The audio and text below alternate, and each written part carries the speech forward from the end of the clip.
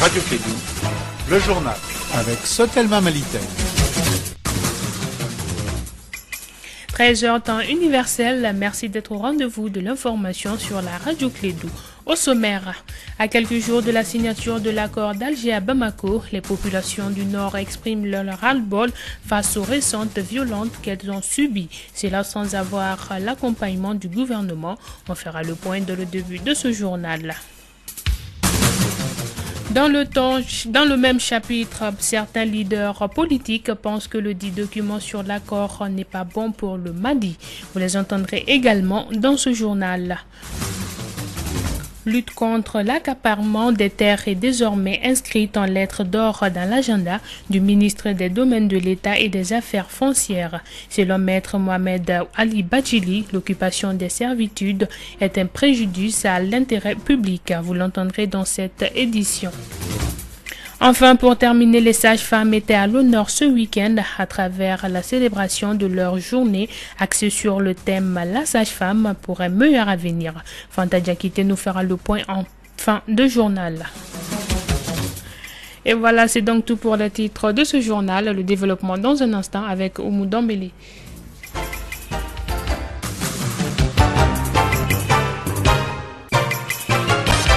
Mesdames et messieurs, bonjour et bienvenue dans cette édition. Avec la recrudescence de la violence dans le nord du Mali, les populations de ces localités sont les plus exposées car en plus de l'insécurité, elles disent ne bénéficier d'aucun soutien de l'État qui très souvent n'est pas à présent. Les populations qui y travaillent se plaignent d'être toujours pillées et dépossédées de leurs biens. Certaines communautés sont en train de mettre en place des comités de veille afin de partager les informations sur les déplacements des bandits armés. Kassim Traoré, reportage. Au moment où les autorités maliennes et la communauté internationale se battent pour préparer la signature de l'accord d'Alger, les populations victimes des récentes attaques de la part des groupes armés souffrent. Bari Aminata Touré, ressortissante du Nord. On va parler de paix, mais il faut aussi la sécurité. Et le développement, c'est la sécurité. Nous avons besoin de routes, nous avons besoin de toutes les autres infrastructures et nous avons aussi besoin de sécuriser les personnes et les biens. Et on a parlé de comités de veille. Moi, je sais qu'il y a des comités de veille au niveau de la région de Tombouctou. Il y a un comité de veille à Tombouctou-Ville, il y a un comité de veille à Ber. Les réfugiés qui sont de retour aussi demandent le soutien du gouvernement malien. Parce qu'il y a des retours volontaires qui sont partis avec leurs moyens. Ils sont retournés avec leurs moyens. Depuis qu'ils sont retournés aussi, personne n'a pas songé à eux. Il faut songer les pauvres populations. Ils ont mis leurs moyens pour partir, ils ont mis leurs moyens pour... Ce qu'on peut faire, c'est de dire à l'État de s'assumer, de faire son travail. C'est à lui d'administrer. C'est lui qui doit administrer. Et ça, on l'a dit. Du nord, là, elles sont aujourd'hui. Elles souffrent non seulement de ces attaques, mais aussi de la pauvreté. Et elles n'ont plus rien aujourd'hui. Elles sont laissées à elles-mêmes. Regardez les gens du Mbounan et des Bintagougou, là où ils sont aujourd'hui. Leurs boutiques ont été pillées. Ils ne peuvent plus venir à Gounda. Et ils n'ont aucun soutien. L'État est absent. Les organismes sont absents. Les cadres de Saboko sont absents. Donc, ils sont laissés à eux-mêmes. Face à l'insécurité grandissante, plusieurs imams, chefs coutumiers et chefs de village de la région de Mopti ont fui leur village pour venir se réfugier dans la capitale malienne. À quelques jours de la signature de l'accord de paix pour la résolution définitive de la crise du nord du Mali, certains leaders politiques pensent que le document n'est pas bon pour le Mali. Pour ceci, le dit document ne doit pas être signé par le gouvernement malien. Écoutons le deuxième vice-président de l'URD, il est au micro d'André Traoré. Cet accord n'est pas bon parce qu'il n'amène pas la paix. C'est pourquoi on dit qu'il est mauvais, rien n'est parfait, mais tout le monde le sait. Personne n'a demandé le parfait. Mais quand on dit qu'il est mauvais, c'est partout par rapport aux objectifs. En le signant, ces objectifs-là, nous ne les atteindrons pas. Et c'est pourquoi nous devons insister pour que ces accords ne soient pas signés le 15 mai. Parce que ce qui est dedans n'est pas applicable. Nous tirons les enseignements de tous les accords qui ont été signés auparavant. Et chaque fois, nous avons affaire à des rebelles qui prennent toujours comme prétexte la moindre défaillance pour dire que l'État n'a pas respecté ses engagements. Ça a toujours été comme ça. Cette fois-ci, au moins, on doit se mettre à l'abri de telles situations. Déjà, les événements dont vous faites allusion montrent qu'à la veille d'un tel événement, au lieu qu'il y ait une accalmie, c'est une recrudescence de la violence, des attaques, des assassinats. Prenez le cas de Menaka. Le gouvernement est coincé entre ce qu'il a signé comme cessez-le-feu sans se dire qu'un jour, même si ce n'est pas le fait du gouvernement, ça peut être le fait de Maliens qui vont se soulever pour libérer des localités. La majorité des Maliens, ils refusent, et nous refusons que Gacha libère. Maintenant, nous soutenons les Maliens qui ont pris les armes pour défendre leur patrie, pour défendre l'intégrité territoriale. S'ils ont négocié pour mettre ça dans les accords, ils ont dit qu'il fallait faire des concessions, voilà les genres de concessions qu'ils ne devraient pas faire. C'était là le deuxième vice-président de l'URD au micro d'André Traoré. Toujours dans le même décor, sensibiliser et permettre aux militants du parti Yelema de s'approprier du contenu du document de l'accord de paix issu du processus d'Alger, tel est l'objectif d'un atelier organisé le week-end dernier au CICB par la direction du parti à l'intention de ses cadres. À travers ce acte, le parti Yelema entend montrer à l'opinion nationale et internationale son soutien sans faille au dit accord. Les précisions avec Abdoulaye Diarra, premier vice-président du parti Yelema au micro d'André Traoré. Cet atelier qu'on a organisé fait suite à tout un processus qu'on a mis en place au niveau du parti. Déjà, on a eu à faire nos propositions par rapport aux différents documents, depuis le pré-accord et maintenant l'accord qui vient d'être paraphé. Ce processus actuel, c'est-à-dire l'atelier d'aujourd'hui, vise à s'approprier de cet accord, du contenu, de le maîtriser afin que ça puisse être diffusé par nos militants, nos cadres, partout sur le territoire du Mali, mais également ceux qui sont venus de l'étranger. Aujourd'hui, le processus qui est de s'approprier de cet accord, c'est une approche didactique qu'on a essayé de mettre en place sous forme d'atelier pour permettre, ce n'est pas une conférence en soi, pour que ceux qui ont eu ou les cadres du parti viennent donner le contenu ou leur vision sur l'accord aux autres. Non, c'est un débat. On ouvre encore le débat sur l'accord, mais en passant article par article, en expliquant le contenu, afin que nous puissions connaître le contenu, les opportunités, les aspects sensibles, mais également se préparer pour la mise en œuvre de cet accord. Je vous le disais tantôt, le ministre des Domaines de l'État et des Affaires foncières, Maître Mohamed Ali Bachili, veut lutter contre l'accaparement illégal des terres lors de son passage dans l'émission Forum de la presse. Il compte aussi lutter contre les occupations anarchiques autour des servitudes routières, ferroviaires et fluviales. Maître Bachili au micro de Kassim Traoré. La loi est la loi pour nous tous et elle doit s'appliquer à nous tous. Ceux-là qui ont violé la loi, qui ont transgressé la loi, ceux qui se sont installés dans les servitudes des rivières, dans les servitudes des fleuves, sur les servitudes ferroviaires, routières, mais ils doivent savoir qu'ils doivent dégager, c'est dans l'intérêt général. Et la loi dit que l'intérêt général l'emporte sur l'intérêt privé. Leur réalisation ne constitue que leur intérêt privé. Mais l'occupation des servitudes est un préjudice à l'intérêt public. Est-ce qu'on peut laisser triompher l'intérêt privé sur l'intérêt public? C'est là toute la question. Chaque fois qu'on aborde ces questions au Mali, on ramène ça à des questions de personnes. Mais je pense qu'il faut désormais avoir une lecture des lois par rapport au comportement. Je sais qu'il y a des gens qui pensent qu'ils étaient intouchables, qui ont construit, y compris dans le lit des rivières, et quand il y a eu inondation, les morts, on les a comptés à Bamako. C'est seulement à ce moment que ces gens ont le profil bas. Ils baissent la tête, ils veulent pas qu'on en parle,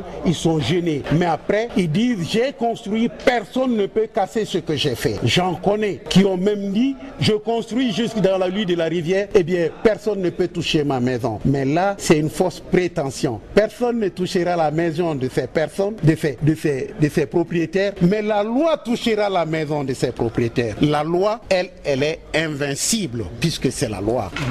C'était là Maître Mohamed Ali Bachili, ministre des Domaines de l'État et des Affaires foncières au micro de Kassim Traoré.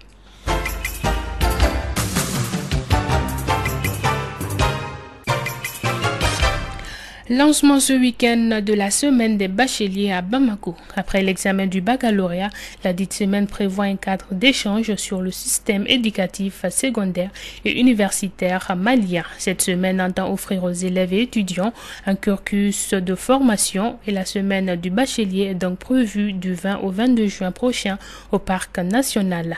Les détails de la cérémonie de lancement avec Moussa Papaïdara. Il s'agissait au cours de cette rencontre avec les jeunes de créer un espace d'échange sur l'éducation et l'orientation universitaire des bacheliers et des lycéens. Selon le conférencier, il est important de laisser à l'élève le libre choix de ses filières, ainsi pour mieux faire face à l'employabilité. Cheikh Oumar Soumano, spécialiste des questions emploi et entrepreneuriat jeune, conférencier. Aujourd'hui, la question de l'emploi se pose avec acuité et en général, on attend que les jeunes soient détenteurs d'un diplôme et ils sont confrontés à la problématique. Maintenant, il y a déjà un changement d'approche, il faut déjà s'attaquer au mal à la racine. Et cela voudrait dire qu'il faut revenir sur la question de l'orientation. Il faudrait qu'on dise à un jeune le choix d'une filière de formation, ses vrais effets se produisent dans les 3 ans au moins. Donc si tu choisis mal une filière qui dans 3 ans sera saturée, il va de soi que la question de l'insertion va se poser. Il faudrait que les bacheliers aujourd'hui, qui dans 3 ans seront au moins des détenteurs de licence, puissent savoir dans 3 ans quelle va être la tendance du marché de l'emploi. Organisée par l'association Fans Club Orange Mali, cette initiative en faveur des jeunes fait suite à l'idée de la nuit des bacheliers, organisée chaque année à Bamako. Boubacar Traoré, président du Fans Club Orange Mali. La semaine du bachelier, ça a commencé par la nuit des bacheliers depuis 2008. D'où fait Ibiza, Biblos, Blomba, un peu partout avec des artistes. Mais maintenant, on a vu que la nuit des bacheliers, on peut faire de la semaine de bachelier à partir de ça. Et aussi créer des créneaux éducatifs, créer des bourses d'études pour les étudiants dont leurs parents n'ont pas les moyens de payer leur éducation, leurs études. La semaine du bachelier est donc prévue du 20 au 22 juin au Parc national. C'est un reportage signé Moussa Papa Aïdara. La coalition des alternatives africaines d'aide et développement CAD Mali a tenu ce week-end son assemblée générale ordinaire. Elle visait à présenter et valider les activités mises en œuvre par le secrétariat national durant son mandat de 2010 à 2015. Aminata Diallo nous fait le point. Cette assemblée générale, organisée chaque 5 ans, avait pour objectif de renouveler le secrétariat national après avoir validé le rapport moral, financier et du commissariat aux comptes du mandat de 2010 à 2015. Issa Kamisogo, secrétaire général du secrétariat national de la CAD Mali.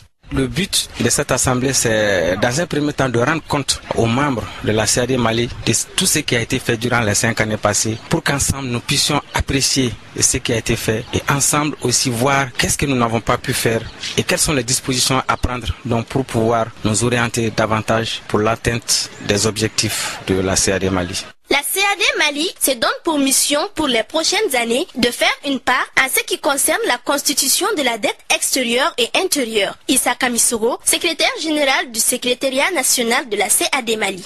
Aujourd'hui, la CAD est dans la mouvance de pouvoir faire l'audit citoyen de la dette du Mali. Et cela va nous permettre de catégoriser l'ensemble de l'endettement même du Mali. Qu'est-ce qui constitue la dette intérieure? Qu'est-ce qui constitue la dette extérieure? Qu'est-ce qui constitue ce que nous appelons la dette légale? Qu'est-ce qui constitue la dette illégale? Parce que vous savez, depuis les indépendances, nos États sont en train de payer des dettes. Et vous êtes au courant aussi que tous ces programmes d'ajustement structurel que nous avons vécu à un moment donné sont des conséquences de l'endettement de nos populations. Donc la dette en soi n'est pas mauvaise, mais quel genre de dette il nous faut? Suite au sondage fait par la CAD Mali auprès du ministère de l'économie et des finances, la situation de la dette extérieure du Mali est de 1444 milliards 982 millions de francs CFA et une dette intérieure de 253 milliards 461 millions de francs CFA. Ces derniers chiffres obtenus sont de décembre 2013.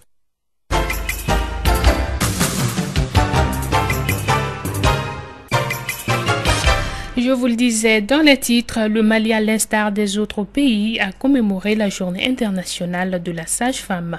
Le thème choisi cette année, la sage-femme pour un meilleur avenir. Ce thème interpelle les décideurs et les partenaires à investir dans les sages-femmes afin de garantir un futur meilleur à toutes les femmes et à leurs familles.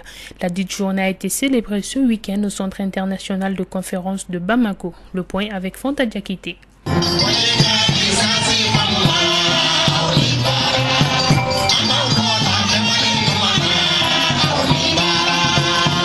C'est sous ces notes que l'ensemble instrumental a rendu un grand hommage à toutes les sages-femmes du Mali. Pour l'atteinte des objectifs du millénaire pour le développement en matière de la réduction du taux de mortalité maternelle et néonatale, les sages-femmes ont un grand rôle à jouer. Diko Fatimata Maïga, présidente de l'Association des sages-femmes du Mali. À l'échéance des OMD en 2015, il est ressorti que le monde a besoin de sages-femmes plus que jamais. Car Le taux de mortalité infantile n'a été réduit de moitié, n'atteignant pas la cible des 60%. Et le taux de mortalité maternelle n'a été réduit que de 45% au lieu des 75% ciblés. Les taux élevés de mortalité maternelle, néonatale et infantile, l'inégale répartition des sages-femmes sur le terrain sont des défis qui nous interpellent.